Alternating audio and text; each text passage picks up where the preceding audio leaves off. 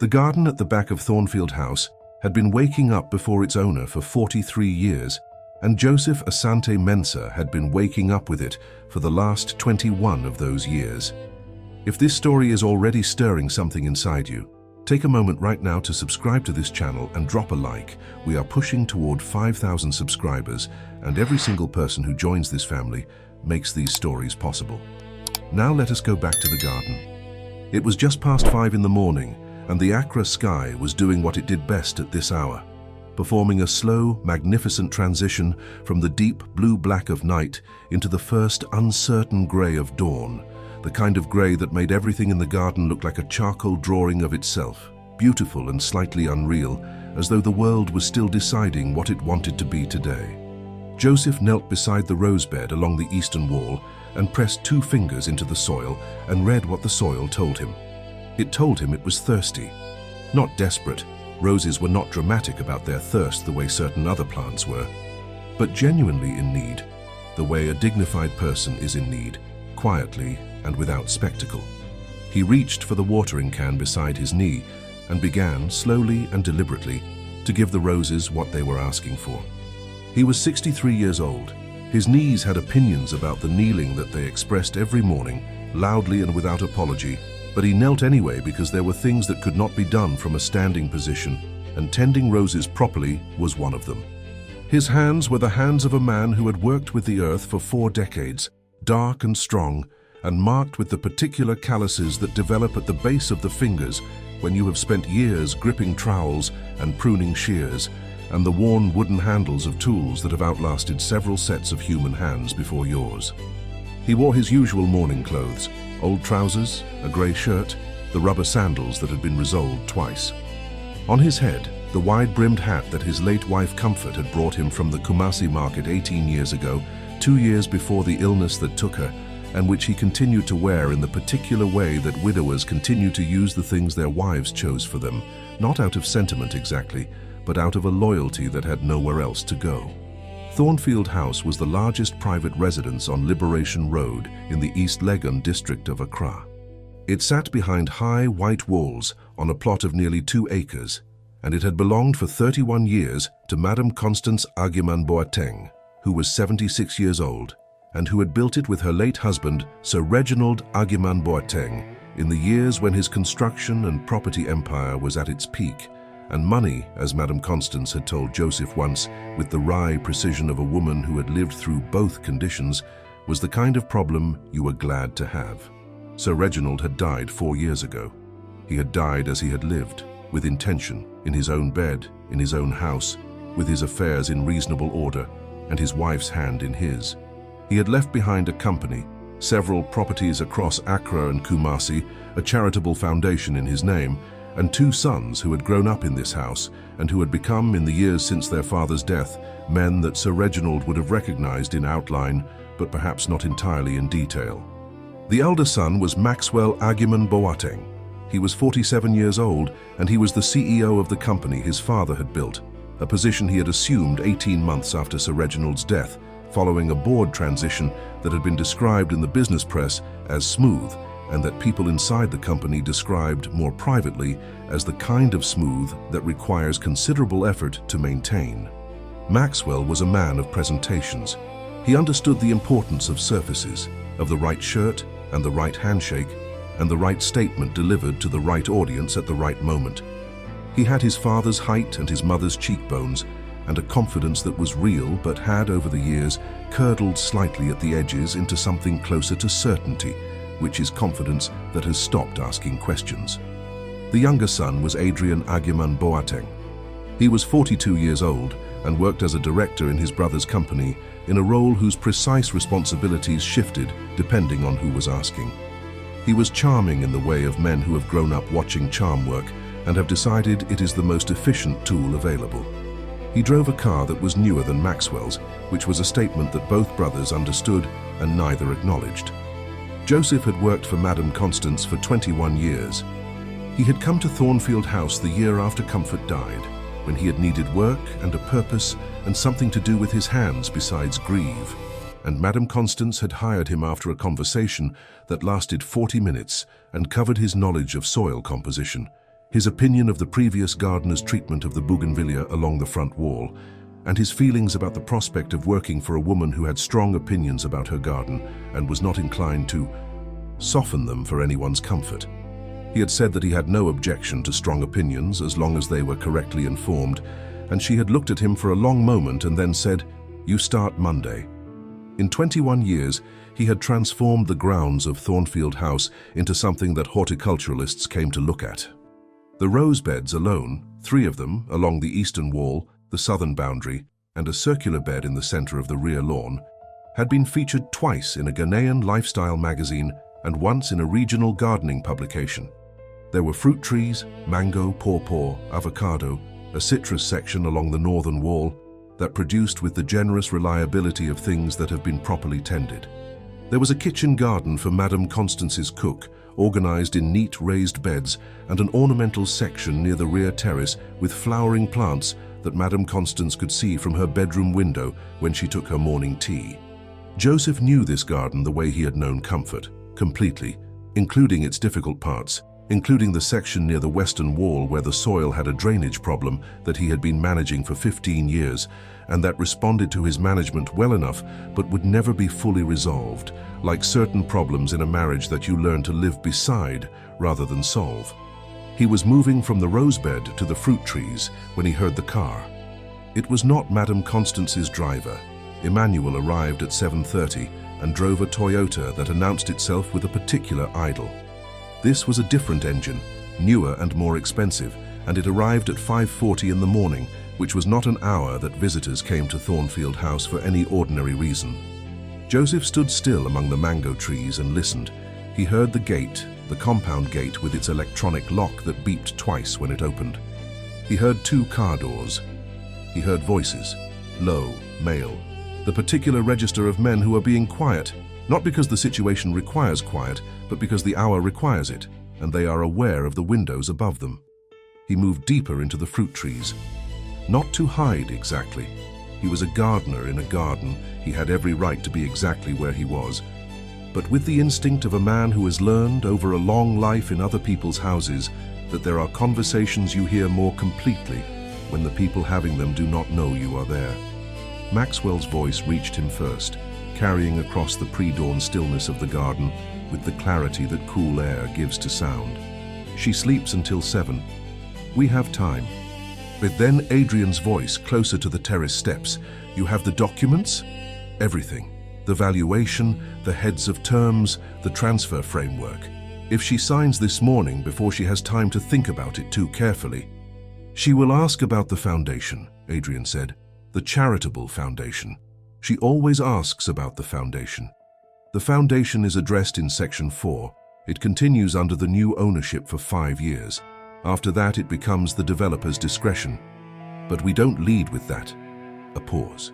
Joseph stood among his mango trees and did not move and did not breathe loudly, and felt the pre-dawn air on his face and heard what he was hearing with the complete focused attention of a man who understands that some moments require you to be entirely present.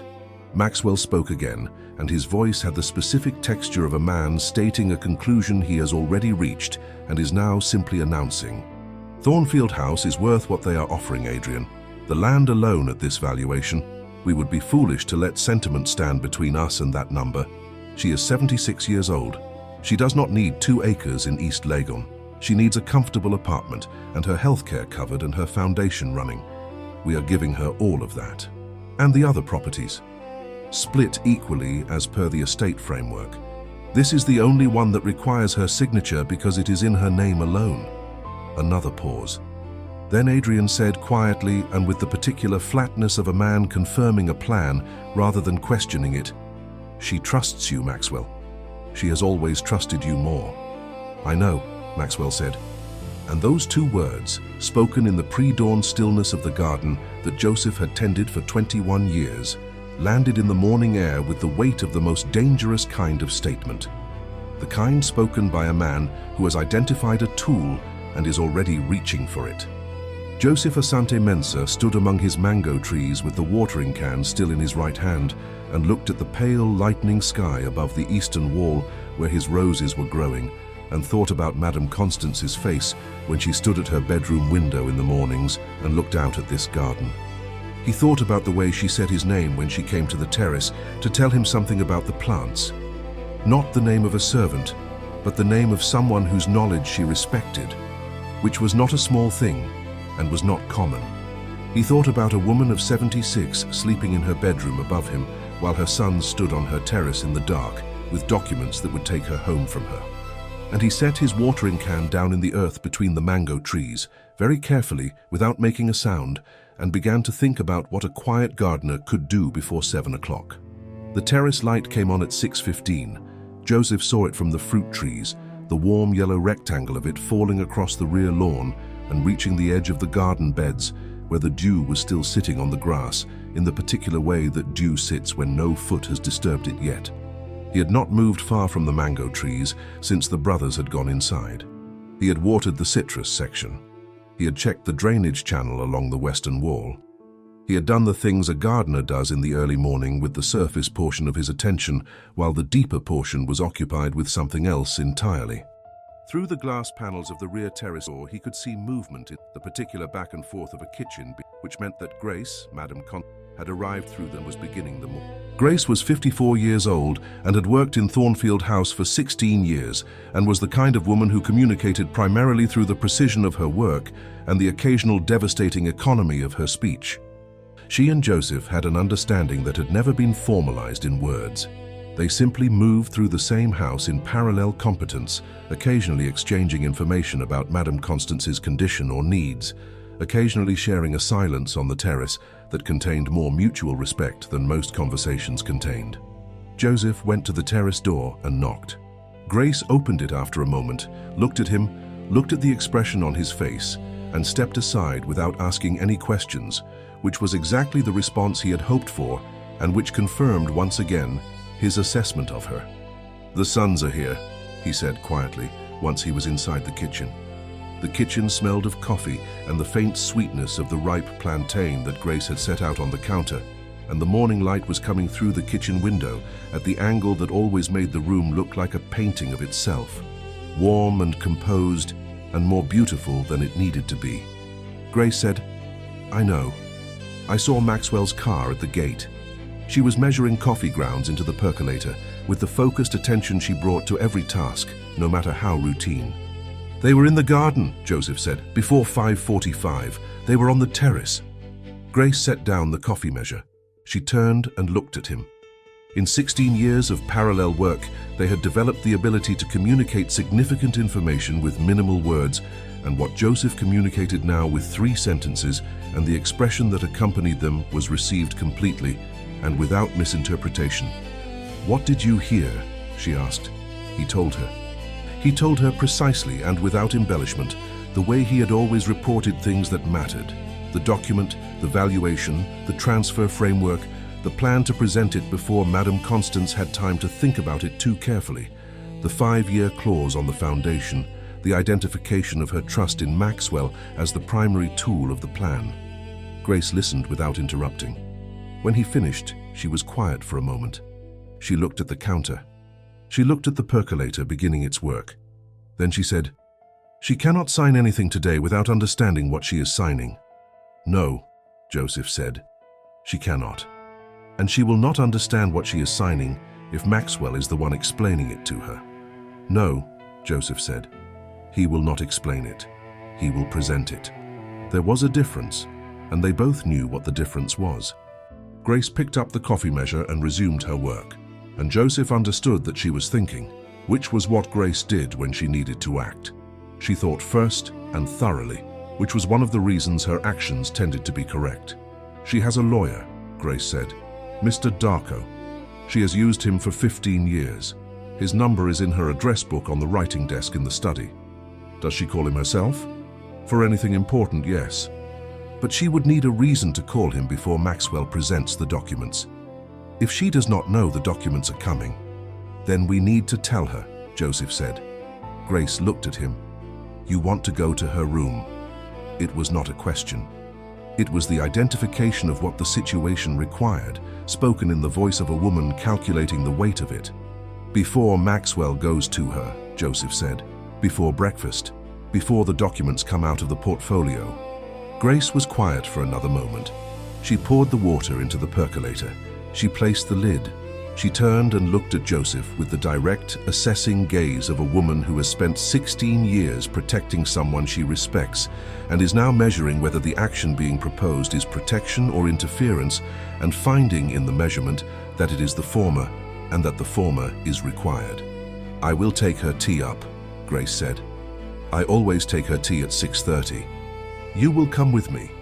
They went up at 6:30 precisely, Grace with the tea tray and Joseph behind her, his hat in his hands, his rubber sandals on the tiled stairs, feeling the particular strangeness of a man whose world is the garden ascending into the interior world of the house that the garden existed to surround. He had been inside Thornfield House perhaps a dozen times in 21 years, always with a reason, always briefly, always with the awareness of the invisible boundary between outdoor work and indoor life. The upstairs corridor was wide and cool, with photographs along the walls, family photographs, the kind that accumulate in a house over decades and eventually constitute a visual history of everyone who ever lived there. Joseph walked past them without looking at them closely, but he noticed in his peripheral vision the photographs of Maxwell and Adrian as boys, young and unformed and full of a potential that had been directed somewhere along the way in the particular direction it had taken. Madame Constance's bedroom door was at the end of the corridor. Grace knocked twice with the specific knock she always used. Too short, one pause, too short, and the voice from inside said in the alert, present tone of a woman who had never in her adult life been found unready by a morning, "Come." The room was large and ordered, and full of the particular quality of a space that has been inhabited for a long time by a person with strong preferences. The curtains were still drawn, but the light around their edges told the story of the morning outside. The furniture was heavy and dark, and had the settled permanence of things that have been in exactly this arrangement for so long that moving them would feel like a revision of history.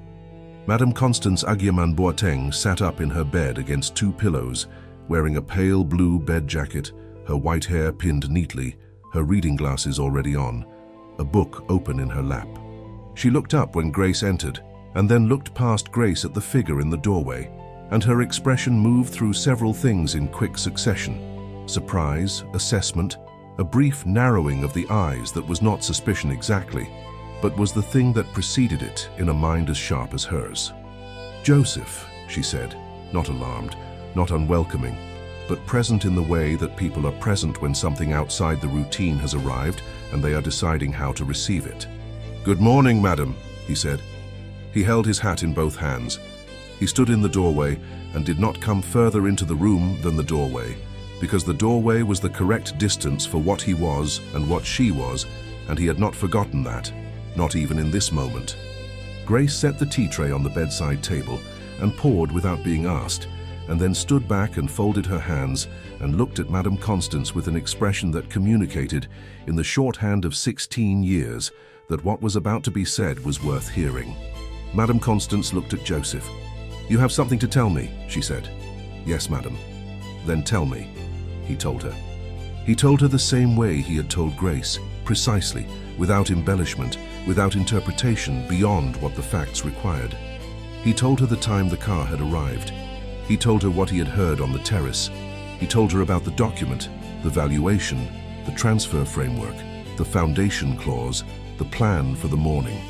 He told her what Maxwell had said about her trust. He told her all of it standing in the doorway of her bedroom with his hat in his hands and his eyes meeting hers steadily.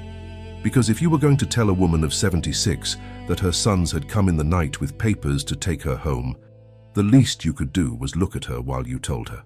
Madame Constance listened. Her face did not collapse. It did not crumble or contort in the way of faces receiving shocks for which they are unprepared. It settled. It settled in the way of a face that has already suspected something and is now receiving the confirmation as a weight it was partly already carrying. When Joseph finished, the room was very quiet. The morning light pressed at the edges of the curtains. The tea steamed on the tray beside her. She looked at her hands on the open book in her lap for a long moment. Then she looked up at Joseph and said, with the quiet authority of a woman who has been making decisions in difficult circumstances for 76 years and has not lost the capacity. "Close the bedroom door, Grace, and bring me my address book from the study." She looked at Joseph. "You will wait in the garden, not your garden, the front garden near the gate. I may need you to receive someone." He nodded. He turned to go. "Joseph." He stopped. She looked at him from her pillows with an expression that held several things he was not able to fully name, but the one he could name, the one that was clearest and most present, was the expression of a woman recognizing that she had been protected by someone who had no obligation to protect her and who had done it anyway, quietly and at personal risk, which is the purest form that protection takes. Are you watching this from Accra, London, Houston, or Johannesburg? Drop your location in the comments right now and hit that like button.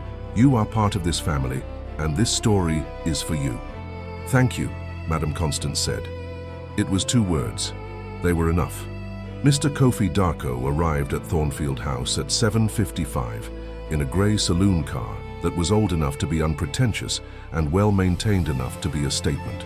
He was 68 years old, short and precise, with a grey beard trimmed to an exactness that suggested a man who believed that attention to small things was the foundation of attention to large ones.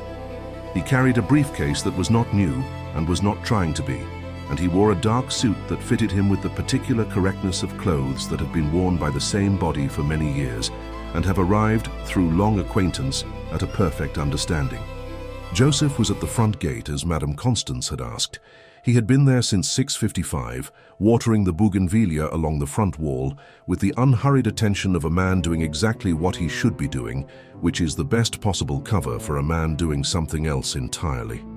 When Mr. Darko's grey saloon stopped at the gate, Joseph opened it without being asked and said, "Good morning, sir. Madam Constance is expecting you, and Mr."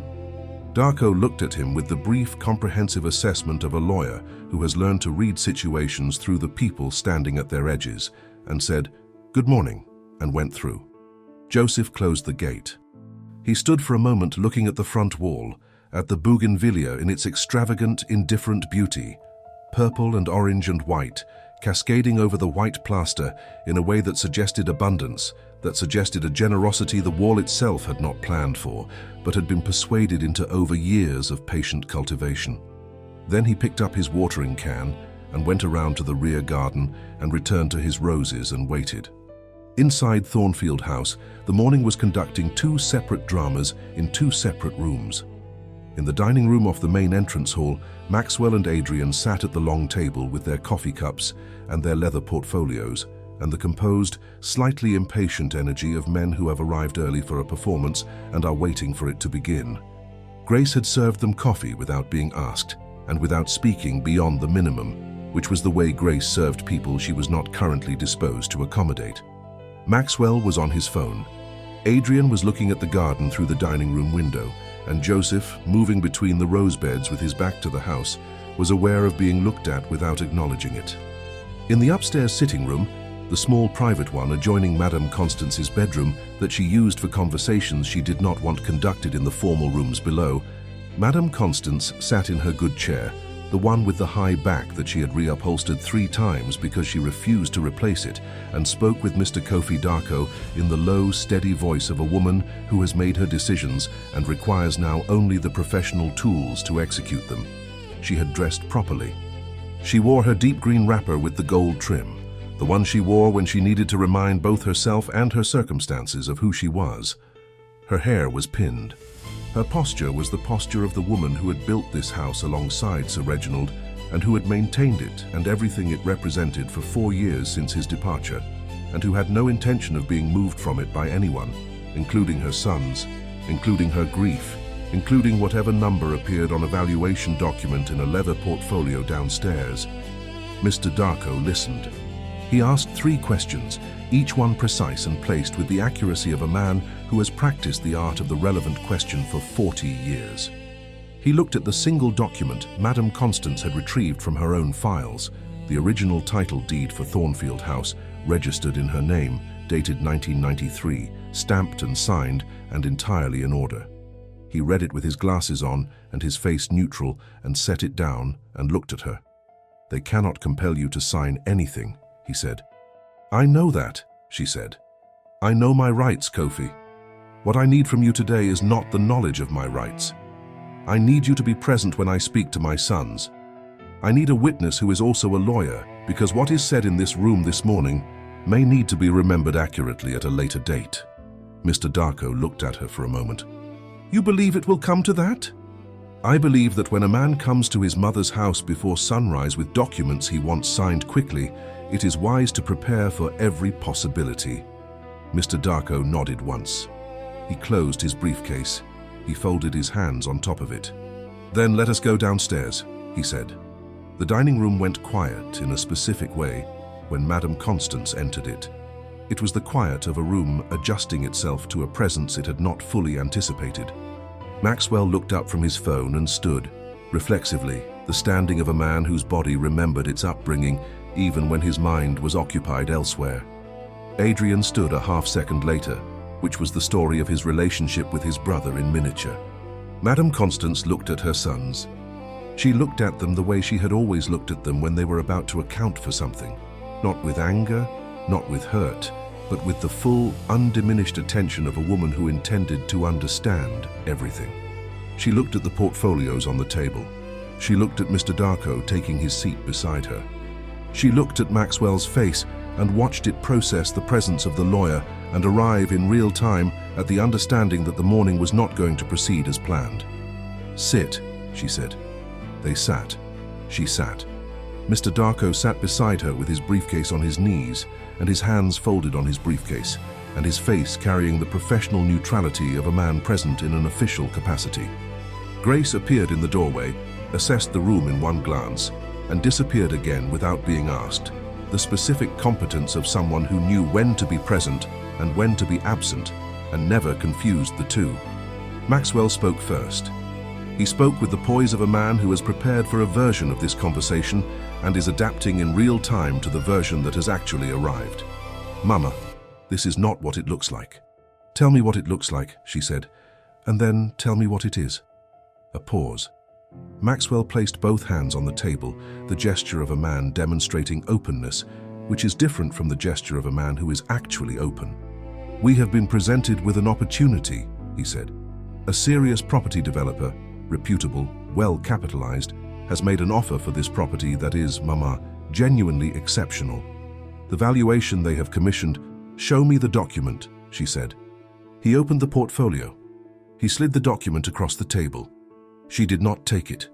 She looked at it where it lay, and then looked at Mr. Darko, who reached forward and took it, and began to read it with the focused attention of a man for whom reading documents was not a courtesy, but a professional obligation. The room was quiet while he read. Maxwell and Adrian sat across the table with the particular stillness of men waiting for a verdict they can no longer influence. Adrian looked at his hands. Maxwell looked at their mother.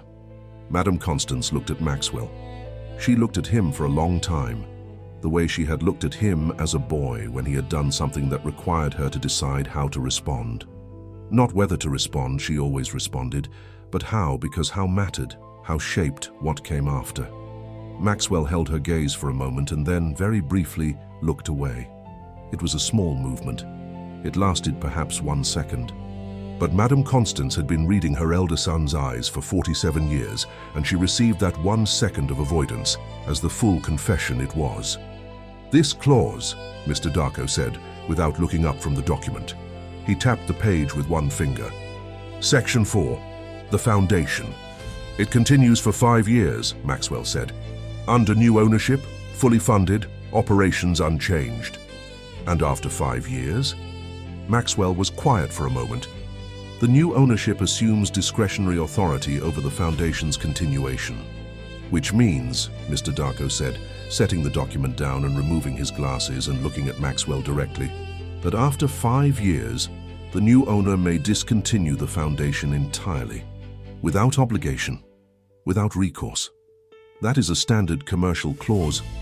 Your father established that foundation in memory of his mother," Madame Constance said. Her voice had not risen. It had not changed in volume or in pace. It had simply acquired a density, a weight, that made the room feel smaller. He built it the year she died. He named it for her. He funded it with the first profits this company ever made. It has sent 114 young women to university in the last 11 years. She paused. And you put it in section 4 of a document you were planning to present to me before I had finished my morning tea. The dining room was very quiet. Outside, through the window, the garden moved gently in the early morning breeze, the roses along the eastern wall catching the light, the mango trees shifting, the bougainvillea at the front wall doing its extravagant, indifferent thing. Maxwell opened his mouth. "Mama, I have not finished," she said. And the room, and both her sons, went still. The silence in the dining room of Thornfield House had a texture to it. It was not the silence of emptiness. It was the silence of fullness, of a room holding more than it could comfortably contain, the way a cloth holds water right up to the moment before it releases it. Madame Constance sat at the head of her table in her green and gold wrapper and looked at her 2 sons and took her time. She had earned the right to take her time. She had been taking her time with difficult things for 76 years, and she understood, with the precision of long practice, that the impulse to speak quickly in painful moments was almost always the wrong impulse.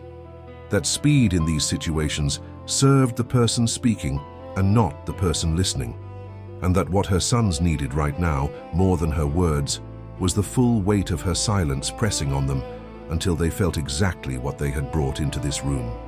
Maxwell sat with both hands flat on the table. His portfolio was open in front of him, but he had stopped referring to it, which was the physical acknowledgement that the conversation had moved beyond the territory the portfolio had been prepared for. He was looking at his mother with an expression that had lost its layers of strategy and was now simply the face of a man in his late 40s who is sitting across from his mother and knows she sees him clearly and cannot decide whether relief or shame is the more appropriate response to being seen. Adrian was looking at the window. He had been looking at the window for several minutes, in the way that people look at the nearest exit when they are in a room where the conversation has taken a direction they did not anticipate and cannot redirect. He was the younger son, and he had, in this particular drama, the particular position of the younger son. He had followed, he had agreed, he had been told that this was reasonable and had chosen to believe it because believing it was easier than the alternative, which was recognizing that he was participating in something that could not survive his mother's full attention. Mr.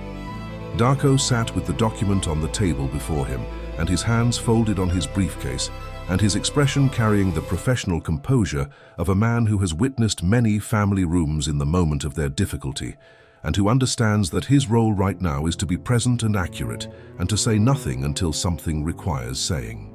Madame Constance looked at Maxwell. When she spoke, her voice was measured and deliberate, each word placed with the care of a woman who understood that what she said in this room this morning would be remembered by everyone present for the rest of their lives, and who intended it to be remembered correctly.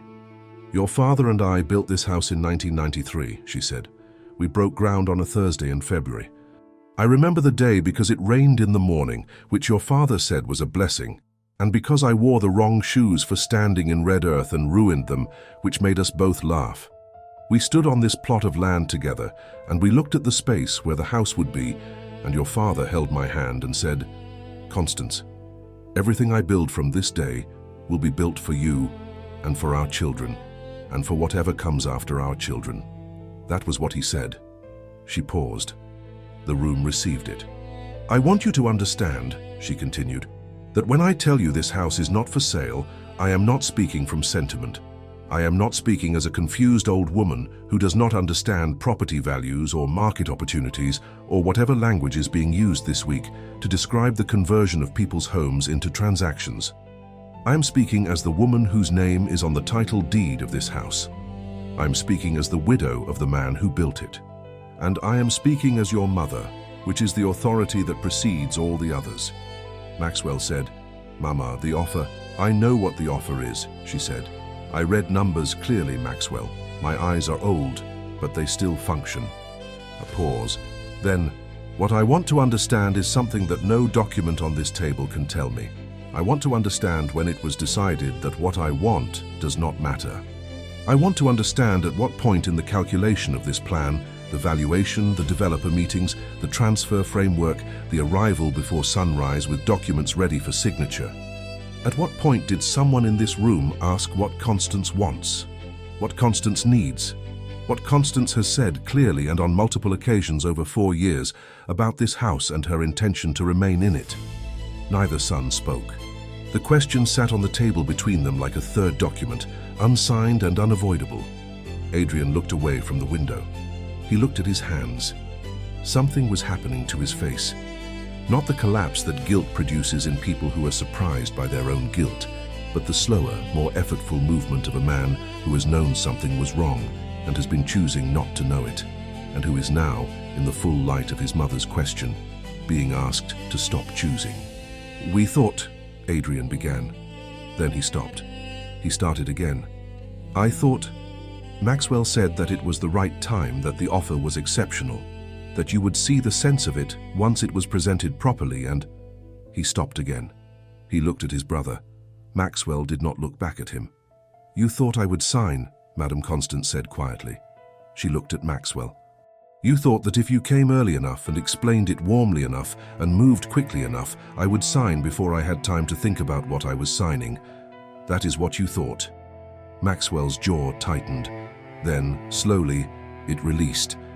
And in that releasing, in the movement of his jaw from the set position of a man defending a decision to the looser, more honest position of a man who has stopped defending it, Madame Constance saw her son, not the CEO, not the man in the pressed shirt with the leather portfolio.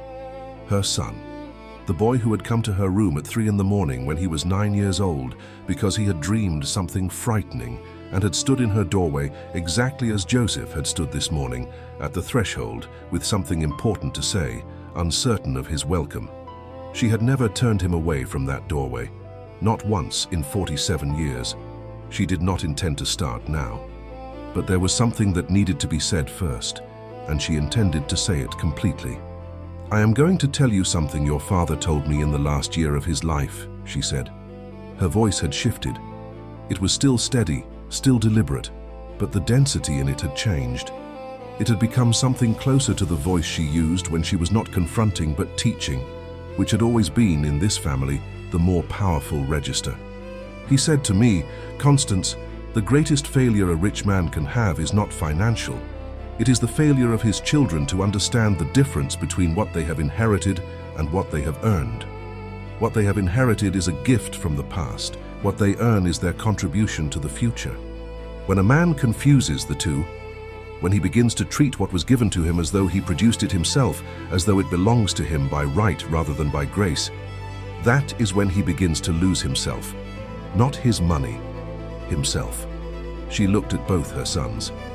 "Your father worked for 40 years. He built this company from a single contract and a borrowed truck and the willingness to stay at the site longer than anyone else and to do the work that other men considered beneath them. He built this house brick by brick over 3 years. He established that foundation with money he could have kept and chose not to keep because he believed that wealth without service was simply storage." She paused. "And he left all of it, the company, the properties, this house, the foundation. He left all of it to both of you, not because you built it, because you are his sons. That is grace. That is gift.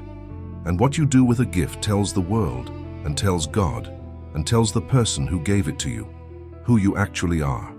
The room was very still.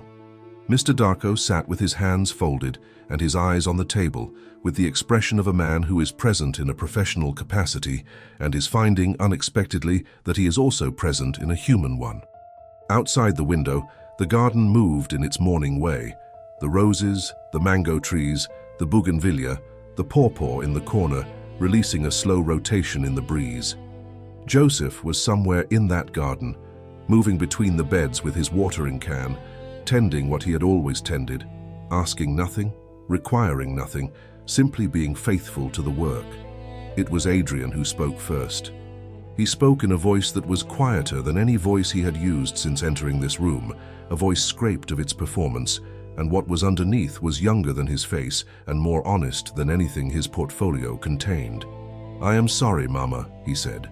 He said it simply and without qualification and without the addendum of explanation that apologies use to reduce themselves, and Madame Constance received it the way she received all genuine things, directly, without minimizing it and without amplifying it. She looked at Maxwell.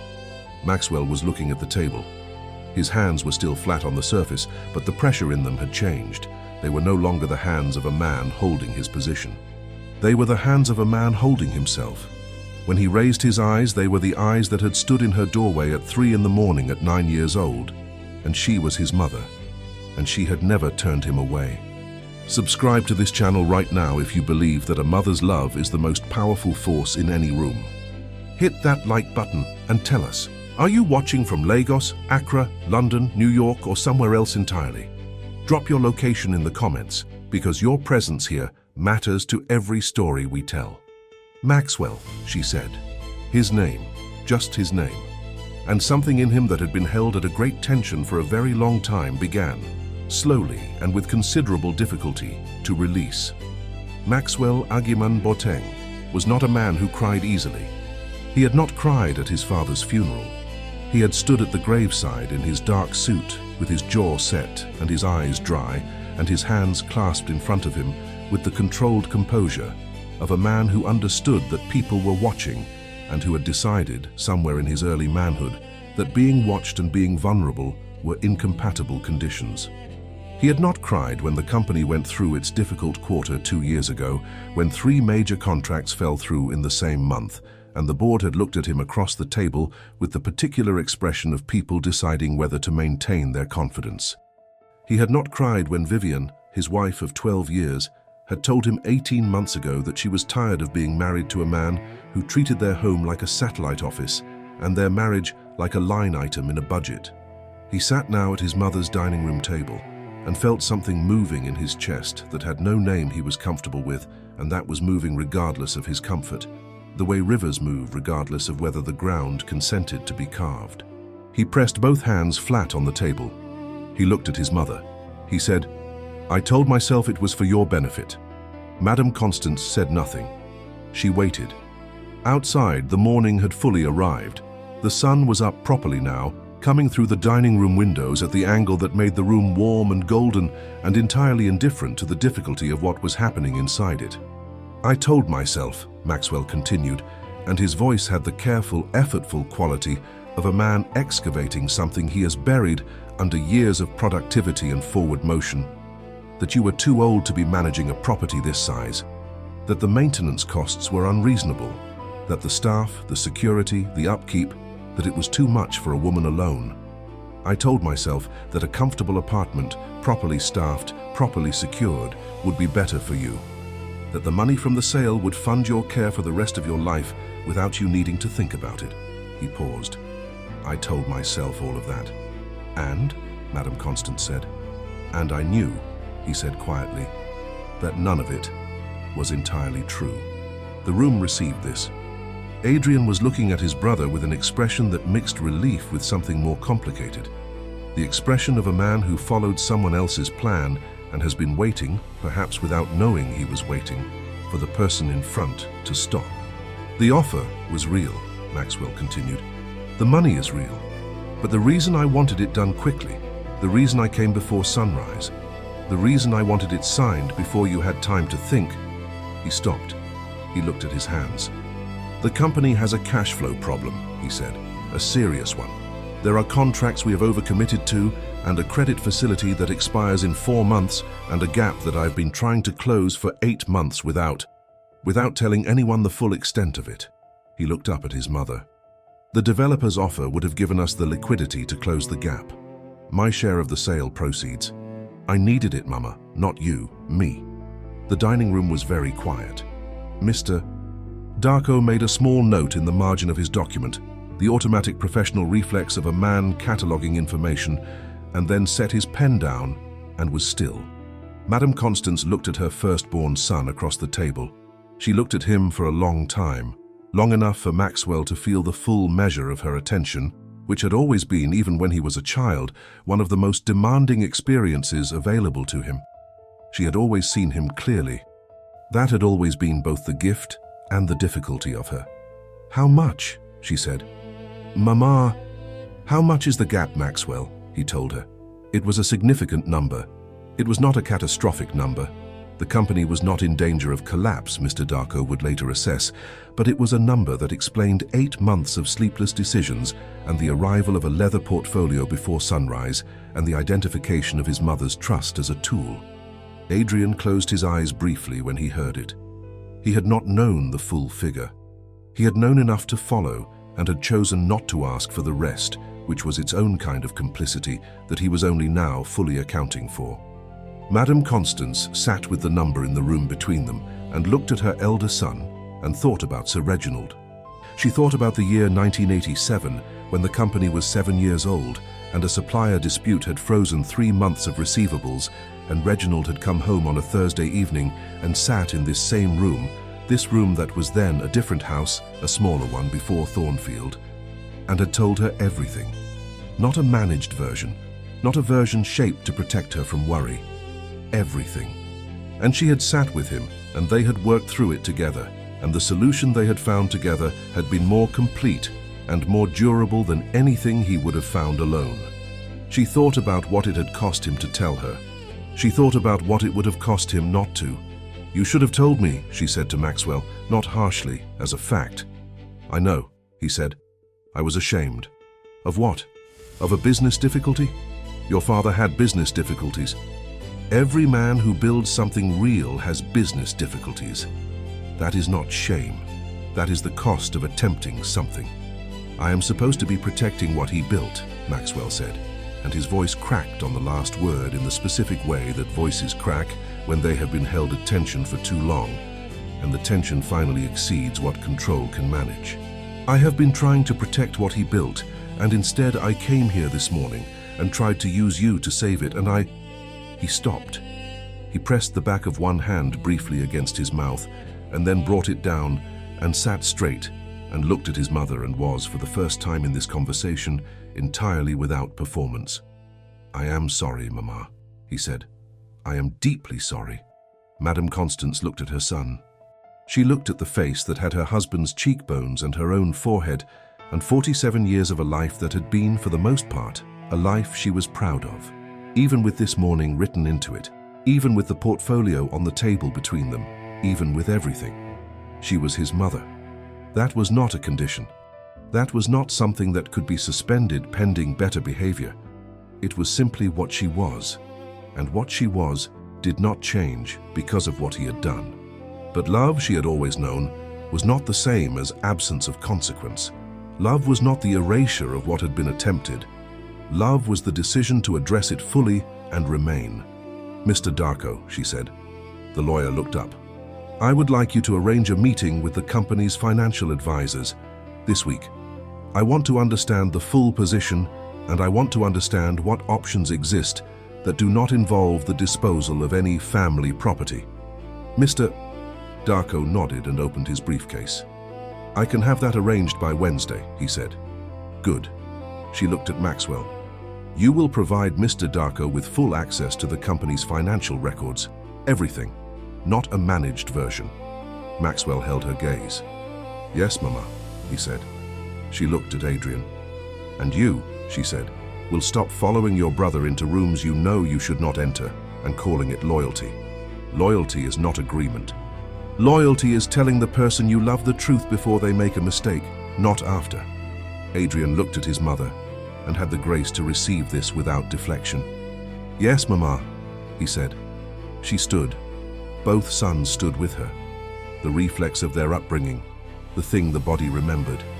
She looked at them standing there, her 2 sons, the sum of so much of what her life had been, and she felt the particular emotion that has no single name, the love that persists through disappointment, the exhaustion that coexists with tenderness, the grief of seeing your children be less than you raised them to be, and the faith, still living despite the grief, that they are capable of being more. "Grace," she said, raising her voice slightly toward the kitchen. Grace appeared in the doorway within seconds, which confirmed that she had been stationed within hearing range the entire time, which was exactly what Madame Constance had expected. "Bring breakfast for everyone," she said. "My sons are staying." She walked to the rear terrace door and opened it, and stepped out into the morning garden. The sun was full and warm on her face. The roses along the eastern wall were open, all of them, the red and the yellow and the deep orange that reminded her of the evening in 1969, when a young man had looked at her across a garden, not entirely unlike this one, and decided his future.